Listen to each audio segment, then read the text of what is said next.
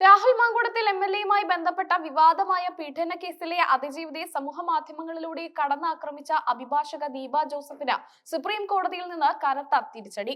ഒരു വനിതാ അഭിഭാഷക എന്ന നിലയിൽ പുലർത്തേണ്ട മാന്യത കൈവിട്ട ദീപയുടെ ഭാഷയ്ക്കെതിരെ ചീഫ് ജസ്റ്റിസ് അധ്യക്ഷനായ ബെഞ്ച് കടുത്ത ഭാഷയിലാണ് പ്രതികരിച്ചത്.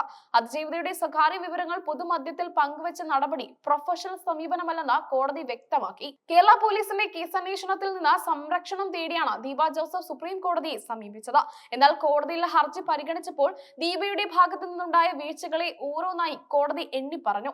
താങ്കൾ ഒരു വനിതാ അഭിഭാഷകയല്ലേ, എന്തിനാണ് ഇത്തരമൊരു ഭാഷ ഉപയോഗിക്കുന്നത് എന്ന കോടതിയുടെ ചോദ്യം ദീപ ജോസഫിന് നൽകിയ വലിയൊരു താക്കീതായി മാറി. അതിജീവിതയുടെ ഭർത്താവ് മറ്റൊരു അഭിഭാഷകനോട് പങ്കുവച്ച വിവരങ്ങൾ സമൂഹ മാധ്യമങ്ങളിൽ പരസ്യപ്പെടുത്തിയതിനെ കോടതി പ്രത്യേകം ചോദ്യം ചെയ്തു.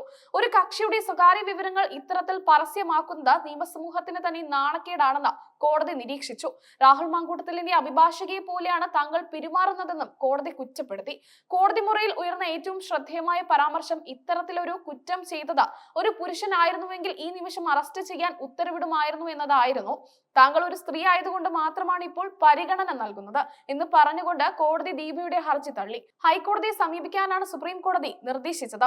കേരള ഹൈക്കോടതിയിലെ നടപടികളെ കുറിച്ചും നടത്തിയ പരാമർശവും ശ്രദ്ധേയമായിരുന്നു. രാജ്യത്തെ ഏറ്റവും മികച്ച ഡിജിറ്റലൈസേഷൻ സംവിധാനമുള്ള കോടതിയാണ് കേരളത്തിലെന്ന് സുപ്രീം കോടതി പറഞ്ഞു. അതിനാൽ ദില്ലിയിലിരുന്ന് തന്നെ ദീപയ്ക്ക് കേരള ഹൈക്കോടതിയെ സമീപിക്കാമെന്നും ദൂരത്തിന്റെ തടസ്സങ്ങൾ കോടതി നടപടികൾക്ക് തടസ്സമല്ലെന്നും ചീഫ് ജസ്റ്റിസ് ഓർമ്മിപ്പിച്ചു.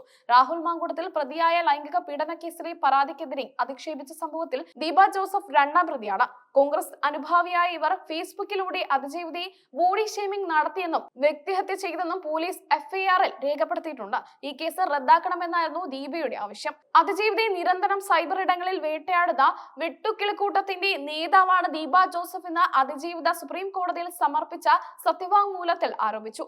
ദീപയുടെ നടപടികൾ മൂലം തനിക്ക് വലിയ മാനസിക വിഷമം ഉണ്ടാക്കുന്നുവെന്നും അവർ കോടതിയെ അറിയിച്ചു. താൻ അതിജീവിതയുടെ പേര് വെളിപ്പെടുത്തിയിട്ടില്ലെന്നും കുറ്റം തെളിയിക്കപ്പെട്ടാൽ നിയമ നടപടി നേരിടാൻ തയ്യാറാണെന്നുമായിരുന്നു ദീപ ജോസഫിന്റെ കോടതിയിലെ മറുപടി. എന്നാൽ പേര് പറഞ്ഞില്ലെങ്കിലും തിരിച്ചറിയാൻ കഴിയുന്ന വിവരങ്ങൾ നൽകുന്നത് നിയമവിരുദ്ധമാണെന്ന് കോടതി മറുപടിയും നൽകി. രാഹുൽ മാങ്കൂട്ടത്തിൽ എംഎൽഎക്കെതിരെ പാലക്കാട് സ്വദേശിനിയായ യുവതിയാണ് പരാതി നൽകിയിരിക്കുന്നത്. വിവാഹ വാഗ്ദാനം നൽകി പീഡിപ്പിച്ചുവെന്നും നിർബന്ധിത ഗർഭചിത്രത്തിന് ഇരയാക്കിയെന്നുമാണ് പരാതിയിലെ ആരോപണം.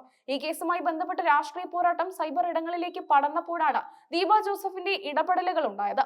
അതിജീവിതം നൽകിയ തടസ്സ ഹർജിയും കോടതിയുടെ തീരുമാനത്തിൽ നിർണായകമായി. തന്റെ ഭാഗം കേൾക്കാതെ ഇടക്കാല ഉത്തരവുകൾ പുറപ്പെടുവിക്കരുതെന്ന് അതിജീവിത ആവശ്യപ്പെട്ടിരുന്നു. അതിജീവിതയുടെ അവകാശങ്ങൾ സംരക്ഷിക്കാൻ കോടതി ഒപ്പം നിൽക്കുന്നു എന്ന സന്ദേശമാണ് ഈ വിധിയിലൂടെ ലഭിച്ചിരിക്കുന്നത്. നിയമസഭാ എത്തിക്സ് കമ്മിറ്റി പോലും രാഹുൽ മാങ്കൂട്ടത്തിനെതിരെ പരാതി പരിഗണിക്കുന്ന സാഹചര്യത്തിൽ കോടതിയുടെ ഈ പരാമർശങ്ങൾ രാഷ്ട്രീയമായി UDFന് വലിയ ക്ഷീണമായിട്ടുണ്ട്.